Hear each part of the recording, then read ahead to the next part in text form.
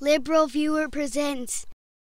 So there's a great love of Ronald Reagan in the Republican Party, especially among conservatives and even in the Tea Party, though, as I pointed out in a video 4 years ago, the Tea Party often breaks Reagan's 11th commandment to not attack other Republicans, and two Tea Party Republican senators who may be running for president, Ted Cruz and Rand Paul, were pretty much attacking each other over foreign policy last week, yet both invoke the name of Ronald Reagan, as you can see beginning with Ted Cruz in this clip. We should be very reluctant to deploy military force abroad, but I think there is a vital role, just as Ronald Reagan did. When Ronald Reagan called the Soviet Union an evil empire, when he stood in front of the Brandenburg Gate and said, "Mr. Gorbachev, tear down this wall," those words changed the course of history. The United States has a responsibility to defend our values. No, I'm not sure the Cold War ended because of a couple speeches given by Ronald Reagan, but even though Ted Cruz used Ronald Reagan there to attack Rand Paul's foreign policy, when Rand Paul defended his foreign policy that same morning,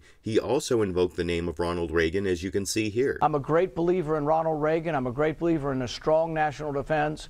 In fact, what Ronald Reagan said in about one sentence sums up really a lot of what I believe.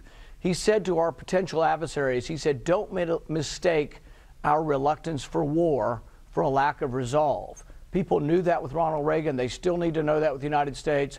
And part of the problem is I think this president hasn't projected enough strength and hasn't shown a priority to the national defense. So after Ted Cruz used Ronald Reagan in his attack on Rand Paul turned it around to use in an attack on President Barack Obama, though even Barack Obama, back when he was also a senator running for president, also had some positive things to say about Ronald Reagan, as you can see from his answer in a 2008 interview in this clip. I think Ronald Reagan changed the trajectory of America in a way that, Richard Nixon did not, and in a way that Bill Clinton did not.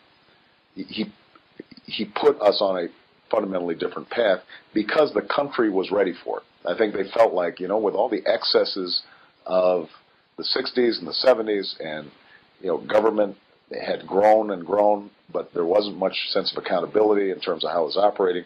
And I think, people just he tapped into what people were already feeling, which is we want clarity, we want optimism, we want, a return to that sense of dynamism and entrepreneurship that had been missing.